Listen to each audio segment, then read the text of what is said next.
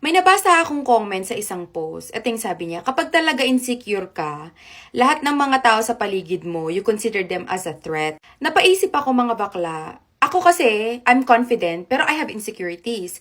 Palpak ako sa kusina, hindi ako magaling magluto, pero I'm getting better.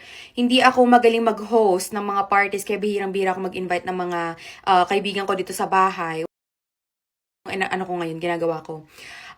Malaki yung braso ko, kahit workout ako ng workout. May mga bagay akong gustong gawin, gaya ng matuto ng ibang lingwahe, pero parang siguro kulang lang ako sa motivation. Pero it doesn't mean na makikita ko or I will treat other people around me na may ganong qualities na wala ako as a threat. It really depends dun sa tao. Kasi pwede naman tayo ma-inspire, di ba? O kung kaya niya, kaya ko din. O kaya mag-ask na lang ako sa kanya ng tulong or advice. Ang hirap kasi makisama sa mga taong gusto nila sila lagi ang magaling. Sila lagi ang parang nasa itaas. I'm grateful na nagkaroon ako ng mga mentor sa buhay ko na talaga namang nag-push sa akin. Tapos nung nakita na nila kung naabot ko na yung goal ko, they are very happy for me.